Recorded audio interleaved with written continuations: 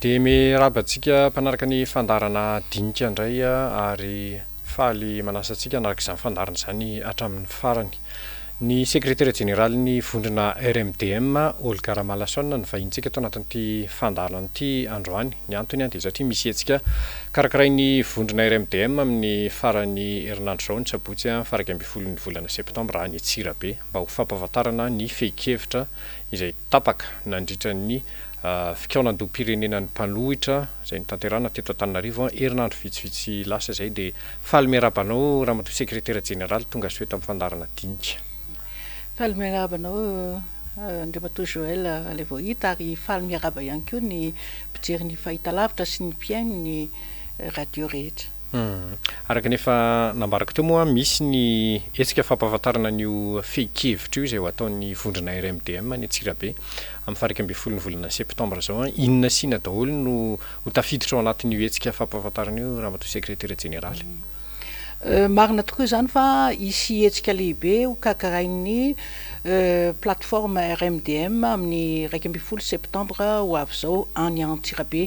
ary efa nisy ihany moa filazana izay fa androany dia anamafy izay fandaharam-potoana izay ary indrindrindrindra moa ampafantatra amintsika rehetra mpijery sy mpiaino ny radio sy ny fahitalavitra zany indrindrindrindra moa ny mpikambana rehetra any amin'ny faritra samihafa any io hetsika izay ho atao io. Voalohany zany dia noho ny fangatahan'ny be sy maro indrindrindrindra eo anivon'ny fanoherana zany dia maro no tsy dia mahalala firy ny hoe inona maro ny zavatra tapaka tamin'iny fikaonan-doha pirenena tamin'ny telo amby roapolo sy efatra amby roapolo ny volana Jolay lasa teo izay nokarakarainy ny RMDM sy ny fanoherana moa zany mahakasika ny raharaha ankapobeny firenena ary indrindrindrindra hoe inona no atao andeha ho aiza ity firenena ity dia nitondra ny sosikeviny sy ny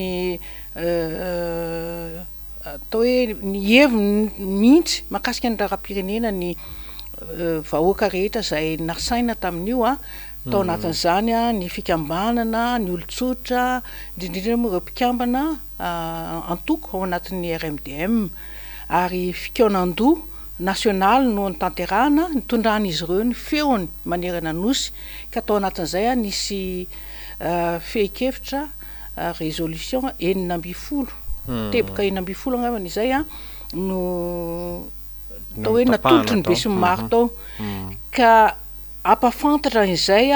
manerana ny faritra telo amby roapolo ny RMDM satria fantatsika fa ny fanoherana tsy mba mahazo antenne na hoe mba mahazo miresaka eo anivon'ny radio mpanjakana ny TVM na ny télé mpanjakana TVM sy ny RNM zany dia nefa ny olona marobe no mangetaeta izay hoe fahalalam-baovao zay zon'ny olona rehetra ny mahazo fahalalam-baovao na avaiza io vaovao io na avaiza fa vaovao kosa hoe hitondra soa an'ny firenena na hitondra soa an'ny olona tsirairay avy dia mahatsiaro manana didy amin'izany ny eo anivon'ny RMDM sy ny fanoherana hoe tokony afantatra ny zava-misy marina eto amin'ny firenena ny vahoaka malagasy dia nisy zany ny fanapahan-kevitra teo anivon'ny RMDM fohy be hoe hitety faritra ka anombohanay zany dia ao amin'ny faritra Vakinankaratra amin'ny faraka ambin'ny folo ny volana septambra ho avy izao. Tsy vitany hoe ampahafantatra ihany ny eo fehi-kevitra tamin'io fihaonam-be nasionaly io zany fa indrindrindrindra ihany koa isy ny fikaonan-doha paritra amin'ny faritra Vakinankaratra zany izay ionan'ireo erivelona rehetra mbola ambarako ihany hoe tsy ao amin'nivon'ny RMDM ihany fa misy ny fikambanana, misy ny antoko politika hafa, misy ny olon-tsotra fa indrindrindrindra fantatsika fa any amin'ny faritra iny ny tantsaha tena betsaka ary manana etaeta maro samihafa izy ireo tsisy mpiaino dia anisany iaino zany hoe feombahoaka sy ny fitaraina ny olona rehetra zany amin'izao zava-misy eto amin'ny firenena izao ka anisany ataoko hoe lahara-pahamehana zany zay hoe fidinana ifotony ahafantarana ny zava-misy marina eny anivon'ny fiarahamonina eny anivon'ny faritra indrindraindrindra ary ahenona ihany koa zay hoe asan'ny fanoherana eny eto amin'ny firenena. Zany hoe tovitovy endrika amin'le fikaonan-dom-pirenena ihany zany izy fa eny anivon'ny faritra zay zany ohatrohatr'izay zany no fomba hoe amorinareo an'ireo tantsaha sy olon-tsotra reo sa mety ahoana tsara ny endrik'le fivoriana raha matoa secrétaire général. Ia, satrianao amin'izay fantanin'izay fa ny faritra moa samy manana ny mampiavaka azy na ny ataontsika hoe spécificité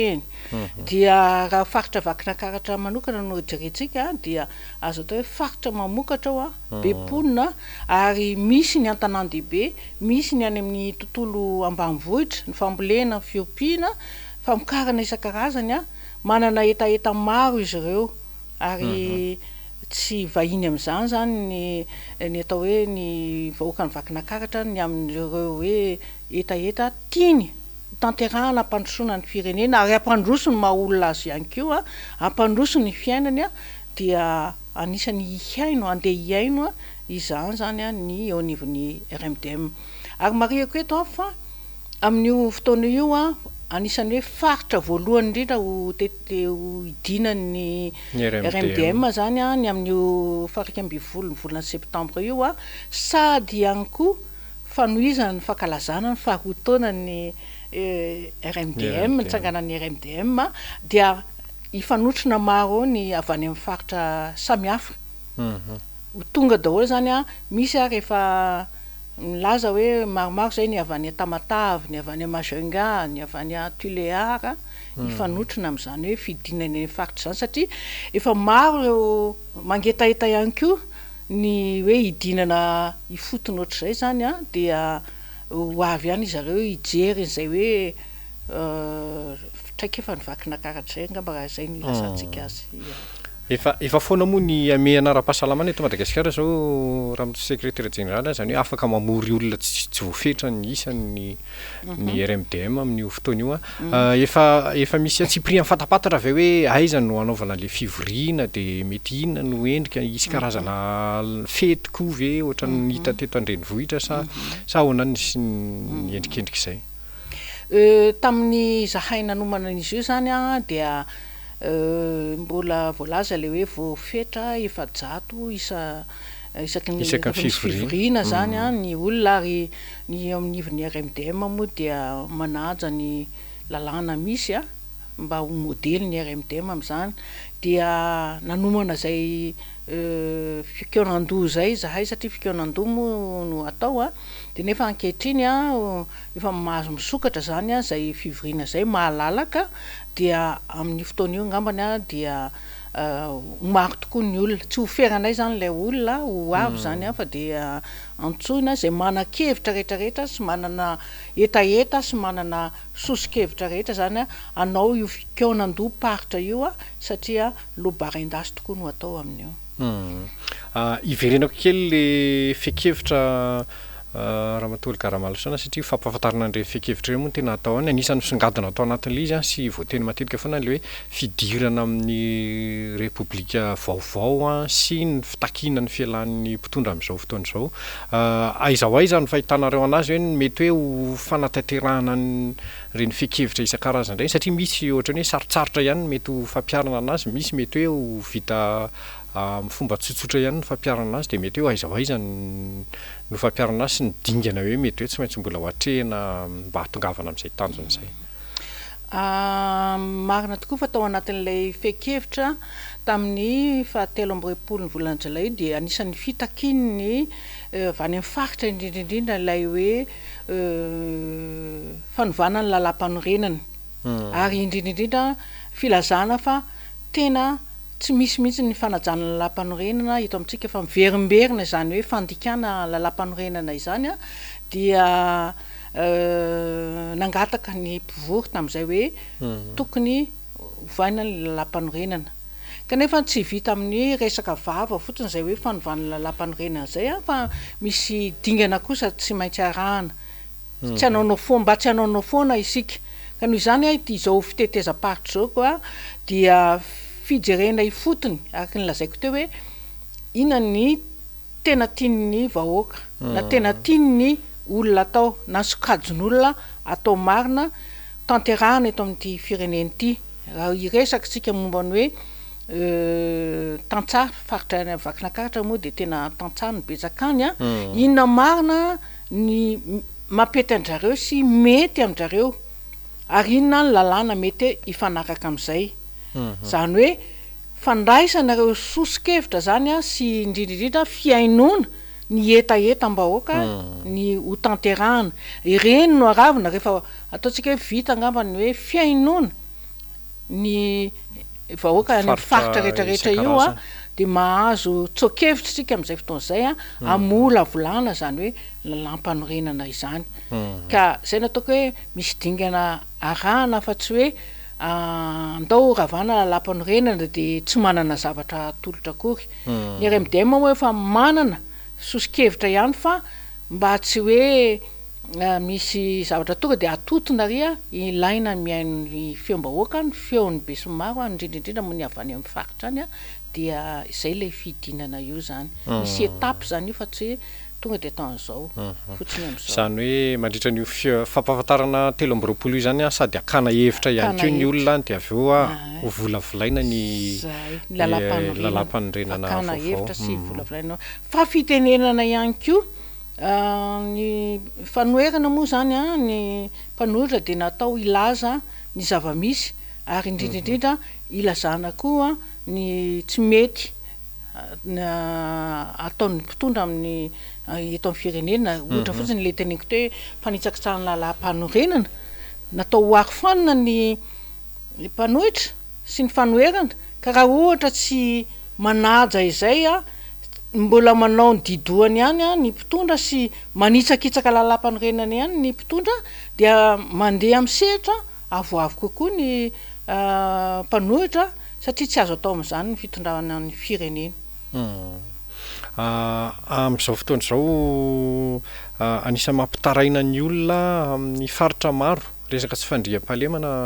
raha mandro sekretera jeneraly sy ny resaka fahasimban'ny fotodrafitrasa lalana makany vakinankaratra ohatra zao anisany mampitaraina olona foana aizaho aiza ny momba n'io faritra io ianao raha teo efa nitantana n'io tanàna io sy niaraka nitantana ny faritra nandritra ny taona maro aizaho aiza ny faritra vakinankaratra am'izao fotoana izao marina tokoa zany fa ny atao hoe manerana ny faritra maro eto amin'ny firenentsika dia ao anaty tsy fandriam-pahalemana ary tsy hoe tsy fandriam-pahalemana fotsiny zao fa miafara amin'ny famonon'olona mihitsy ilay tsy fandriam-pahalemana zavatra kely ataoko hoe zavatra famakina lakozia no ataon'ny mpananobohitra na ny mpangalatra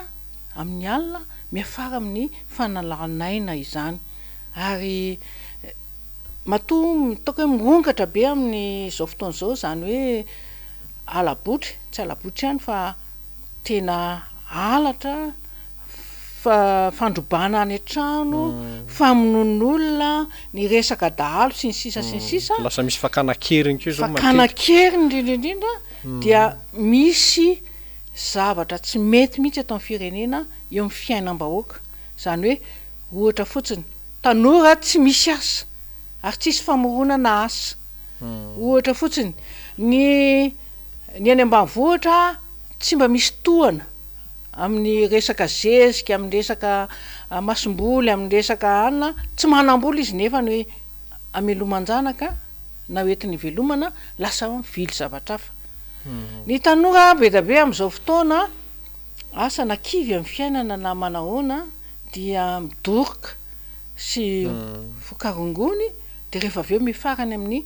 famonon'olona zany hoe misy problema sosialy ngezabe eto amin'ny firenena amin'izao fotoana satria tsy misy le ataontsika hoe projet social zany projet sociaux entina mironana asa na entina natsarana ny fiainam-bahoaka na koa indrindrindrindra ho entina anomezana asa ireny olona reny fa manana zo hiasa daholo ingeny olona ary manana zo hivelona, manana zo hianatra, manana zo ahazo fahasalamana tsara, ary indrindraindrindra manana zo hiaina amin'ny maha olombelona fa tsy tahaka ny biby hoe velombelom-poana eny. Anjara amin'ny fanjakana nefa no mamorona sy mitady izay hevitra rehetra ampandrosoana ny vahoaka ao aminy fa tsy hoe zavatra hoerahoera fotsiny. Mivava be da be nefany ny asa manaraka an'izay tsy misy anika velonao anatin'ny fahantrana tanteraka, tena ao anatin'ny fahantrana tanteraka misy atsika amin'izao fotoana izao ravoravo tanana ny olona, ravoravo tanana ny vahoaka. Ka zay anosehana ny fanjakana zay nataoko izy arofanina ny mpanohitra, anosehana ny fanjakana hiasa mafimafy kokoa, hiasa bebe kokoa, amorona asy, hitady zay mahasoa ny tsirairay avy dia tsy maintsy mijoro ny mpanohitra ary tsy maintsy miteny ny mpanohitra ary tsy maintsy tabataba ny mpanohitra anosehana azy ireo hiasa.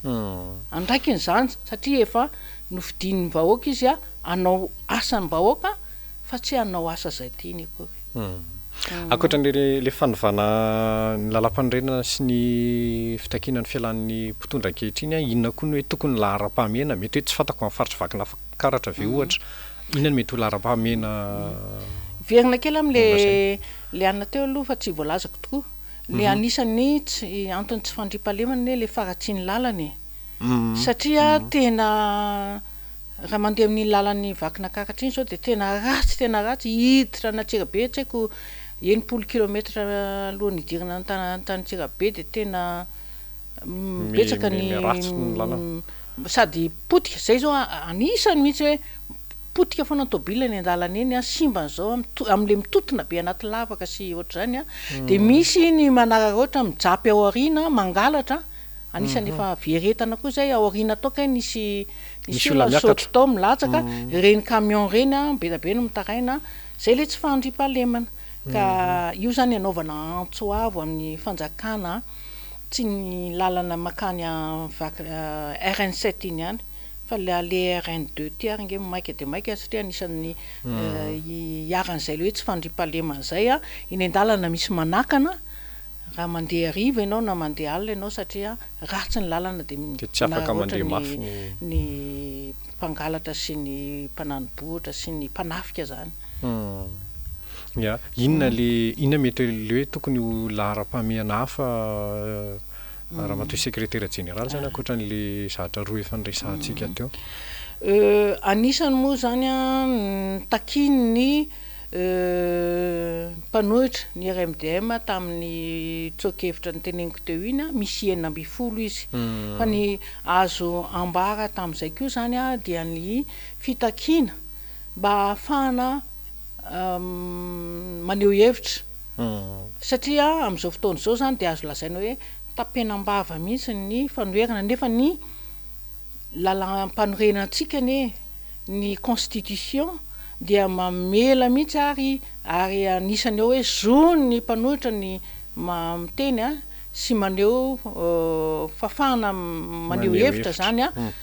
amin'ny aina aman-jery mpanjakana ka anisany lahara-pahamehana ho takiana ary ho tatatataina manerana ny faritra zay alaina zany hoe fitakiana zay hoe mahafana miditra amin'ny TVM na ny RNM. Tsika safidy ny sata républicaine tokony hatra ny démocratie zany de noho izany zany tokony avela manana ny zony zay lazain'ny lalam-panorenana ny tsirairay avy ary anisan'izay le izy hoe fanehoan-kevitra teo. Manarak'izay dia takiana ihany koa eo anivon'ny fitondram-panjakana angambany ny atao hoe fijerena akaiky ny ara-tsosialy ny fiainam-bahoaka satria tsisy zay tsy mitaraina sy tena hoe matsiaro mangirifiry mihitsy amin'izao fotoana noho ny vokatry ny fahantrana. Le fahantrana nefany taky lasa mitondra zavatra maro tsy fahasalamana tokony mena ny zony izy amin'ny ataoko hoe resaka fanafody moa eny amin'ny hôpitaly na eny amin'ny CSB reny lasa vidina lafo ane tsy manana zay hositrana zay zany le olona nefa mifanjakana tokony anoanareo tena hoe marefo zany a amin'ny fanatonana nireny tobo-pahasalamana ireny.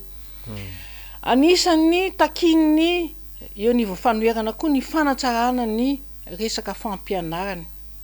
tao anatin'ny hoe taona vitsivitsy hatramin'ny fanonganam-panjakana ka hatramin'izao io ange de tena tsy mipetraka ny tena hoe rafi-pampianarana mahomby entina ampandrosoana ny lafi ny fianarana anika ny ankizy amin'izao fotoana ny tanora de mianatra kazary mianatra indrindra moa fa tao anatin'izay rotaona hoe nisy confinement zay a tsy mba nisy hoe drafitra matipaika hikarakarana ny fampianarana mba tena hoe isy fahombiazana fa de nianatra de tsy fantatra na vita programme na tsy vita programme mandalo fanadinana de rehefa afaka de mba afaka any fa le bagage hoentin'ireo ankizy ireo rehefa kelikely zany a hisehatra ny tontolon'ny asa izy sy ny mbaratonga ambony any a dia hoy za hoe ngamba tena marefo de marefo ny bazy ananan'ny ankizitsika satria tsy matipaika ny drafi-pampianarana misy eto amintsika amin'izao fotoana zao de takinay zany a ny hoe isiny zay hoe fanatsarana ny lafi-pampianarana zay na eo amin'ny formation an'ireny mpampianatra reny zany a eo amin'ny fikarakarana an'ireny mpampianatra reny a mba jerena momba azy ny ohatra fotsiny ty resaka frame ty nge mampalahelo be mihitsy satria ray aman-dreny tsy mahaloka raman'le mpampianatra moa mpampianatra tsy mahazo tosika avy amin'ny fanjakana zareo tsy mahazo formation a de zay mba vitany eo a de makaiza le tontolon'ny fampianarana fa tena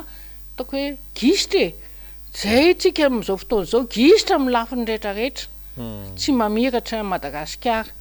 mamiratra amin'ny zavatra rentirety sy zavatra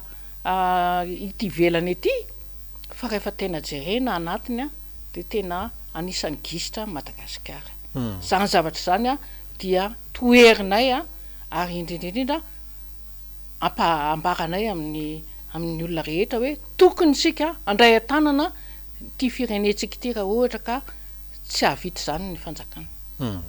Eny ary tonga de omeko minitra vitsivitsy ianao raha mitoa secrétaire général ary mba ho any tanana ny olona momba io etsika karakarainy RMDM amin'ny faraika amby folo ny volana septambra io.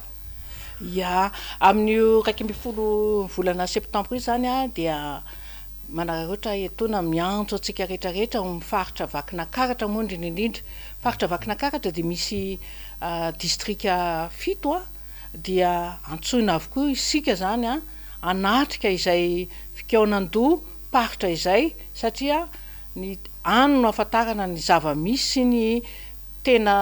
hoe etaetanareo a any amin'ny faritra zany a amin'io fotoana io ka manomboka amin'ny 7 maraina ny fotoanantsika zany a ary tsy mifarana zany raha tsy ny tolakandro ariva koa dia manasa antsika rehetra zany a ho tonga